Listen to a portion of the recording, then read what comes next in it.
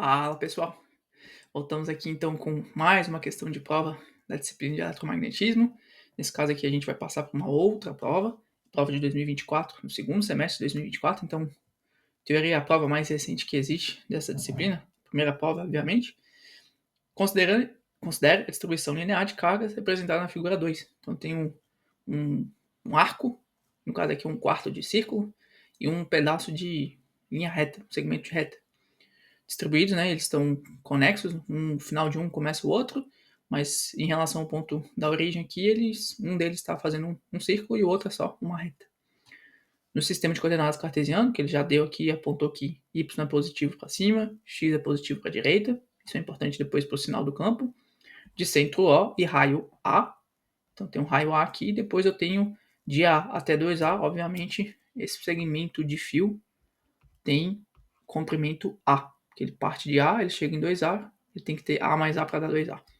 A densidade de carga QL igual a Q0 é uniforme no arco de circunferência. Então aqui eu tenho QL igual a Q0 linear e densidade linear uniforme.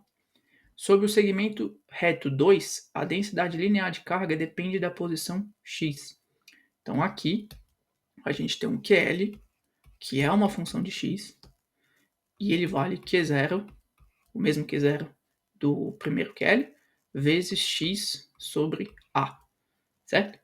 A permissividade é ε0 em todo o espaço. Então, essas cargas estão imersas no ar, né? Ou em algum material que tenha propriedade de permissividade elétrica igual a do ar. Mais fácil dizer que está no ar, no vácuo, né? 2A, calcule a carga total Q. 2B, calcule o campo eletrostático total na origem O. Então, ele quer calcular o campo elétrico total aqui. Obviamente, eu provavelmente vou calcular a componente EX e a componente EY. E o campo vai ser EX em I e EY em J, né? Ou em X ou em Y. Perfeito? Como que a gente começa daqui então? Bom, vou resolver o item 2A. Carga total, nesse caso aqui, é sempre a integral de QL dl. Ou seja, eu pego a densidade linear, eu varro no comprimento daquele elemento, que tem aquela densidade, obviamente, e isso vai me dar a carga total distribuída, né? Em alguns casos, por exemplo, isso daqui também, obviamente, eu vou poder segmentar em Q1, ou seja, a carga do segmento 1 mais a carga do segmento 2. E a carga do segmento 1, obviamente, vai ser a integral de QL1 vezes o DL1. E o Q2, integral de QL2 vezes o DL2, certo? Só que qual que é o detalhe aqui? Em 1, a minha densidade é constante Q0.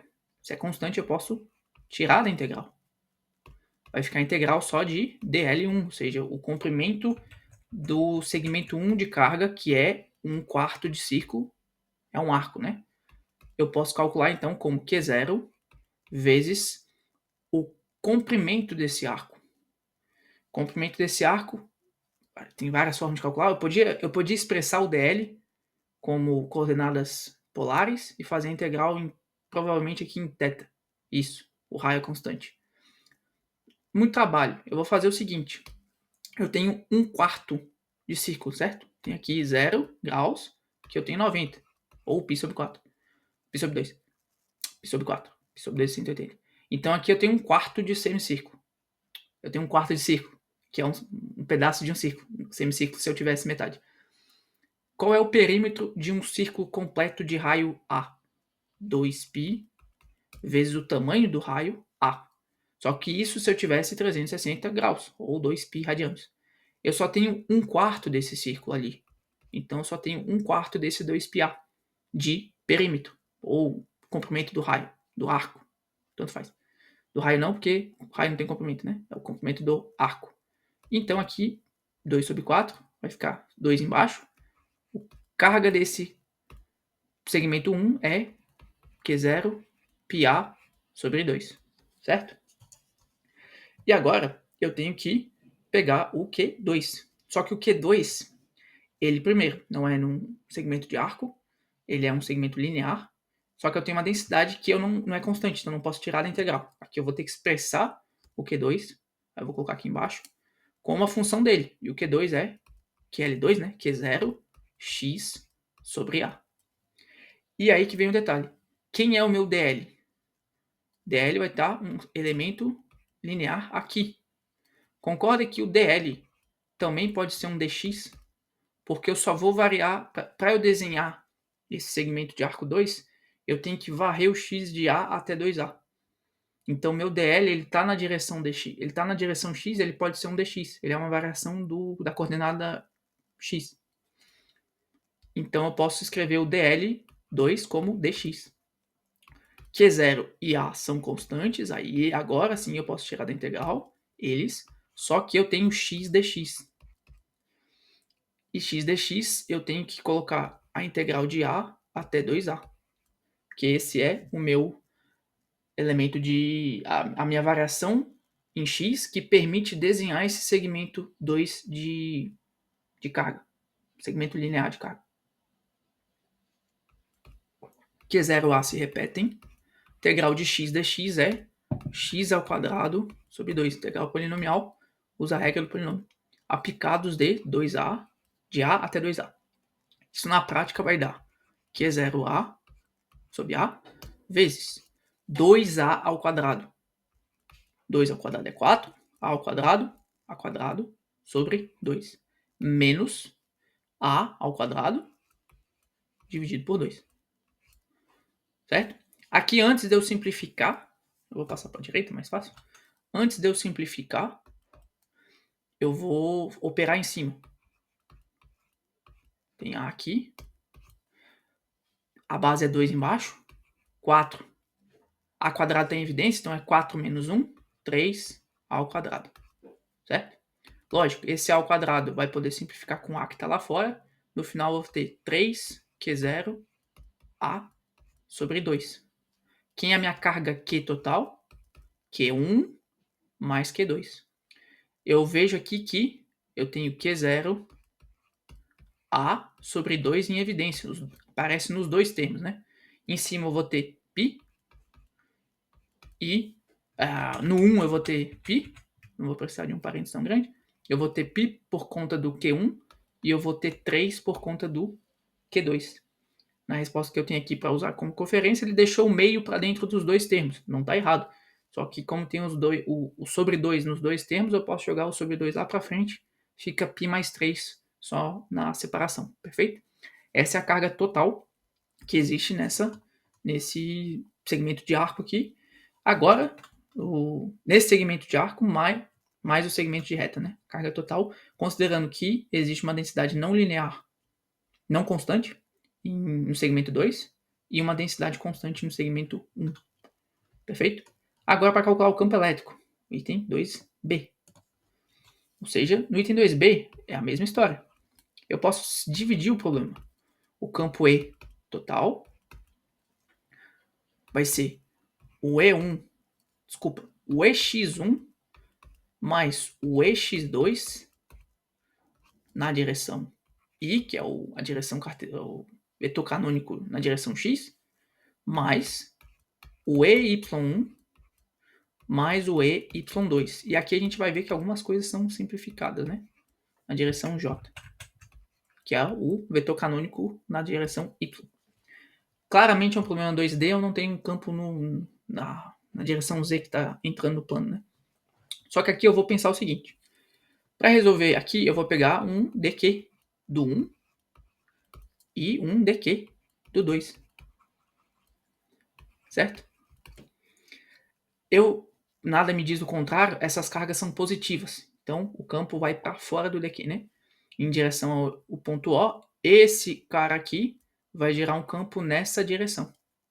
Ou seja, eu vejo que tem uma componente y negativa, porque está x negativa porque está para a esquerda, e y negativa porque está para baixo, em relação à referência que ele já me deu. Certo? Então, no segmento 1, primeiro eu vou ter que fazer uma decomposição em x e y, integrar para x e integrar para y. Provavelmente envolvendo esse ângulo θ aqui, que se reflete aqui. Então, já tem até uma ideia aqui, baseada em vários exercícios que a gente tem no capítulo 3, que faz essas decomposições. Eu vou olhar agora o campo gerado pelo qual cor que eu vou usar? Para o X, o segmento de reta que está em X. Esse daqui aqui, primeiro, ele tem um raio, ou seja, distância radial até o ponto de objeto, que é variável. Se você olhar no segmento 1, essa distância vai ser constante igual o raio do círculo, que é A. Mas nesse segmento 2 eu tenho uma distância variável Rzinho, que a gente vai ter que provavelmente integrar e decompor. Só que percebam que ela está sempre na horizontal. E vai sempre gerar um campo nesse sentido, porque a carga também é positiva. Esse campo é só em direção X. Eu não tenho direção Y gerada de campo pelo segmento 2. Então, lá na nossa simplificação, na nossa expressão genérica, eu sei que no segmento 2 eu não vou ter EY. Resta então resolver EY1 para o segmento 1, EX1 e EX2. Certo? Eu não sei o que é o mais fácil de resolver aqui, porque um vai ter integral para desenhar, para calcular o campo total em x e em y, o outro vai ter integral porque a densidade de carga não é constante. Eu vou resolver primeiro o E2, por incrível que pareça. Por quê? Eu sei que o E2 é só o EX2. E aqui a gente vai ter o seguinte. Eu tenho um dEx2, que é calculado pela dQ2, ou seja, um elemento de carga no segmento 2, que é o que a gente desenha aqui em verde, dividido por 4π ε0, a lei de Coulomb. Pega um elemento de carga, ele gera um elemento de campo segundo a carga que ele tem, dQ2, porque ele é um elemento infinitesimal, dividido por 4π ε0, a distância radial ao quadrado, que não é constante para o elemento no segmento 2.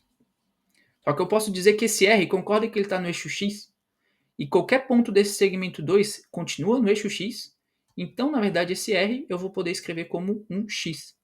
A distância radial, na verdade, é a distância X entre 0 e um ponto no segmento 2, porque o segmento 2 está no eixo X, certo? dQ2, aí a gente tem que lembrar, ele é a densidade linear de carga, que não é constante, vezes um elemento linear. Que nem a gente integrou aqui para ter a carga total. Aqui eu não preciso da carga total, eu só preciso expressar esse cara aqui é o dQ. No caso, o dQ1 aqui e aqui o dQ2. O infinitesimal de carga é a densidade vezes o infinitesimal linear vezes o infinitesimal de comprimento, infinitesimal linear. Então aqui, na verdade, a carga total é a integral do dQ, faz sentido, né? Se eu integrar o infinitesimal de carga, eu vou ter a carga total. Então a gente já tem o dQ2, ele está aqui. Eu só no exercício anterior integrei para ter a carga total. Aqui eu não quero integrar para ter a carga total, eu quero integrar a componente de campo que esse infinitesimal de carga gera para ter o campo total. Mas eu tenho o dQ2, está ali, Q0 x sobre A dx. Então a gente já sabe que é Q0 x dx sobre A. Esse é o meu dQ. Eu tenho que dividir ainda pela lei de Coulomb, 4πε0. Como eu comentei, o raio ao quadrado, a distância radial entre o dQ e o ponto de observação, está no eixo x, então eu posso dizer que R é x. E aí eu tenho x ao quadrado por conta da lei de Coulomb.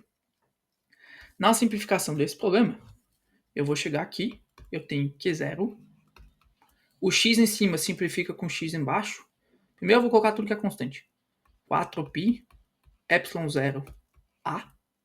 E aí eu tenho dx sobre x. Porque tem um x em cima e um x em quadrado embaixo. O x em cima cancela com o quadrado, vai ficar x embaixo. Certo? Esse é o meu dx2. Ué, x2 é a integral de dx2. E eu sei os limites. Se está o problema em x, eu sei os limites de integração. Foi os mesmos limites que eu apliquei para calcular a carga total no exercício anterior.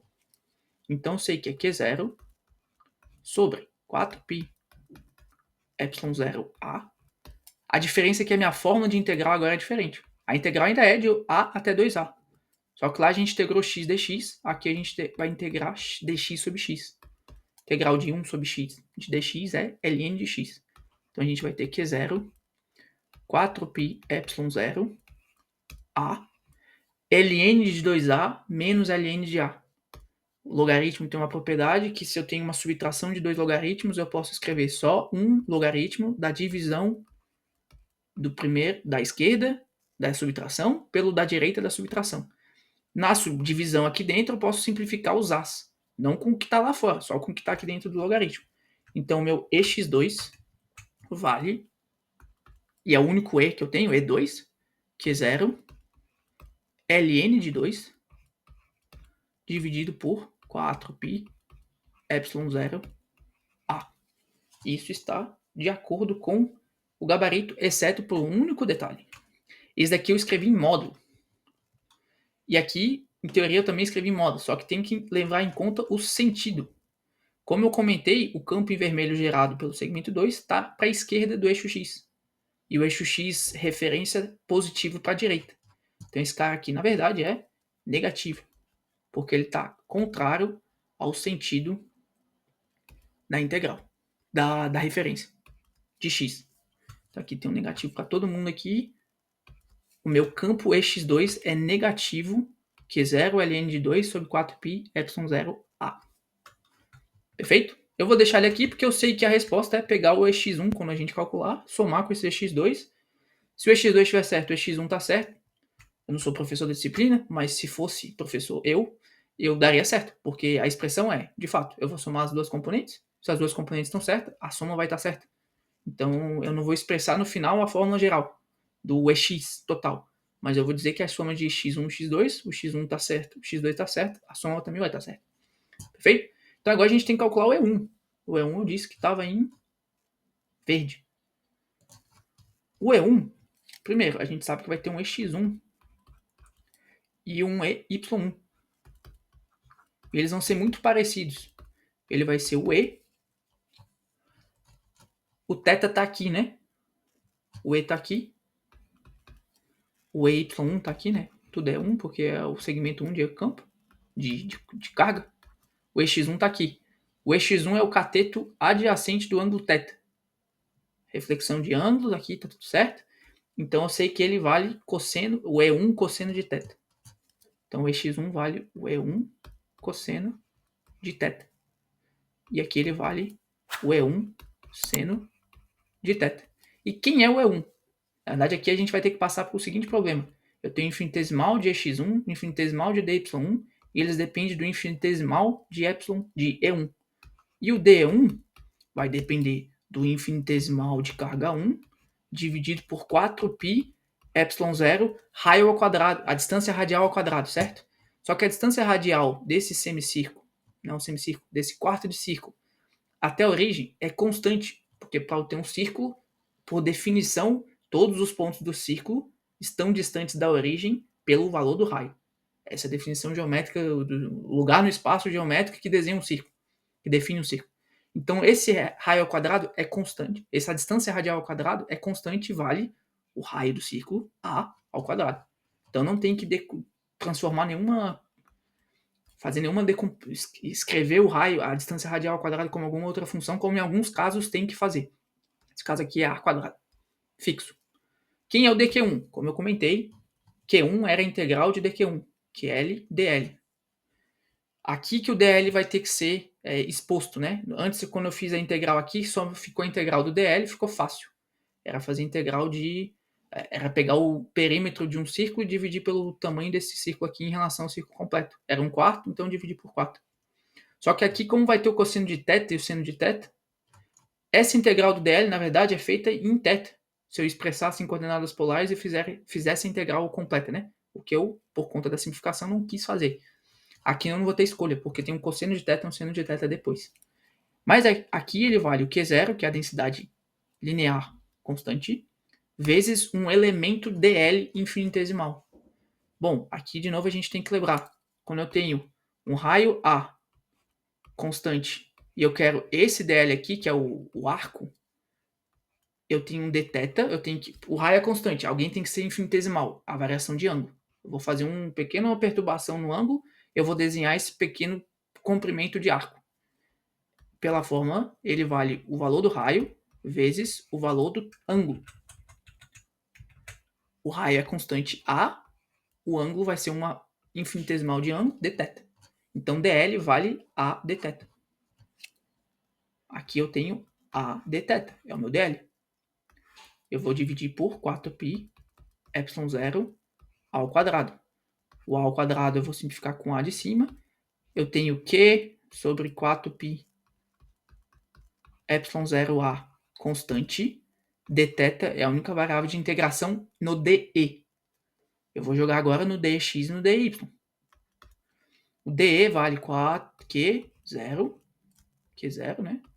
Sobre 4π ε0A, cosseno de θ dθ. Então vou ter que, lógico, aqui eu não estou fazendo a integral ainda. Então eu tenho cosseno de θ dθ para o dx. E eu tenho Q0, 4π ε0A, seno de θ dθ para o dy. Bom, a gente sabe que o EY e o EX completo vão ser a integral dos seus infinitesimais. Então eu tenho EX1 como integral de dx1 e eu sei os limites de integração em θ, por isso que o problema é resolvido em θ. Para eu desenhar um quarto de círculo, eu vou integrar em θ de 0 até π sobre 4, 90 graus. Perfeito? Integral de dy. Lembrando o seguinte, de novo, todo mundo em verde, segmento 1, aponta para diagonal no terceiro quadrante. X é negativo, Y é negativo. Então esses caras aqui são tudo negativo, porque a componente de campo é negativa. Certo? Vai apontar em relação a I positivo e J positivo, vai apontar no sentido oposto. Então tem que pôr um negativo aqui. Então é menos Q0, 4π ε0A, integral de 0 até π sobre 4 de cosseno de θ dθ para x, mesmo cara, só que com seno de θ dθ para y.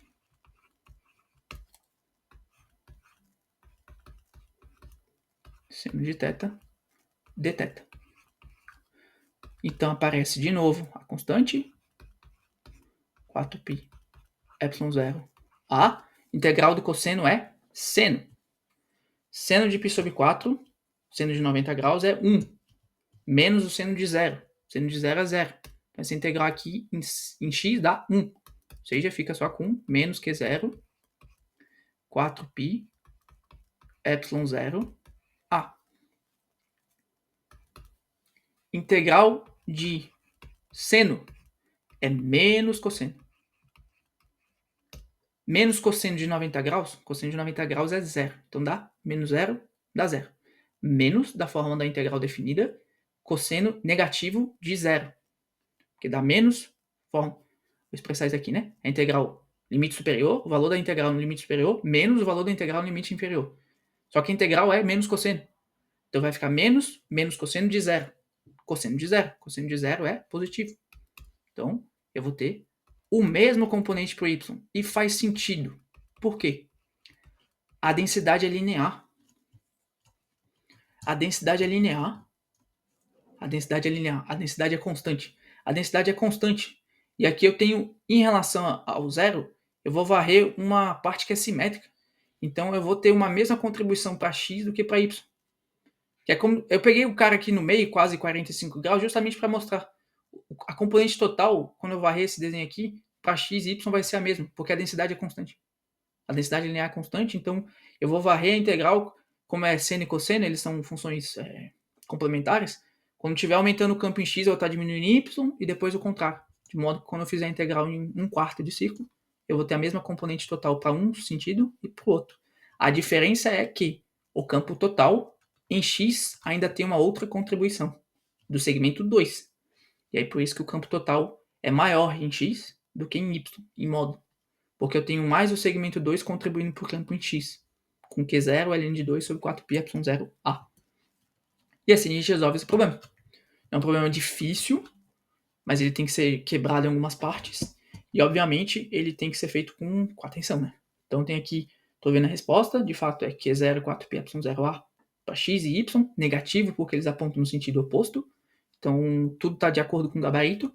É um problema interessante aqui de campo e carga, só tem que ser feito com atenção para o sentido de não errar as considerações que a gente está sendo feitas para o segmento 2 que tinha densidade não linear, não constante, e para o segmento 1 que tinha a distância radial constante. em relação ao ponto de observação do campo. Esse é um exercício da prova, né? Então a gente vai acabar resolvendo talvez algum outro. Ele se parece muito com o exercício da questão, se não me engano, a questão 3 da outra prova que eu resolvi aqui de 2022. Lembrando, exercícios de prova podem ser que não fiquem à disposição para sempre nesse canal, porque tem um produto que você pode adquirir que é a gravação dessas aulas todas aqui e resoluções do livro. E eu vou, obviamente, tentar dar preferência para aqueles que cederam pelo menos alguma forma financeira, para que eles tenham acesso indefinido até eles certamente serem aprovados na disciplina, depois eles não vão querer ver mais esse tipo de exercício, eu imagino, mas para eles então terem acesso completo às questões de prova que são muito mais diretas para o que eles vão ter que resolver, né? Ainda mais essa daqui que é literalmente a última prova 1 que teve, porque ela é de 2024, segundo semestre, né? Então é o último semestre letivo que teve. Se fizer sentido, você pode considerar olhar o link da descrição e adquirir o produto. Se não, por enquanto tiver aqui à disposição, se você chegou até esse momento do vídeo, é certo que ele está disponível, né? Mas aí, então, se tiver algum tipo de dúvida em relação a essas resoluções, pode deixar nos comentários. Se você achou que fez sentido a resolução, se ela atribuiu e agregou de alguma forma o seu conhecimento, considere deixar então um like para o YouTube entender que isso aqui é relevante para quem tem interesse em resolver provas de eletromagnetismo. E a gente continua, eventualmente, com as questões dessa prova ou de uma outra, mas estão fazendo mais sentido resolver questões de prova no momento. Perfeito? Então a gente se encontra no próximo exercício.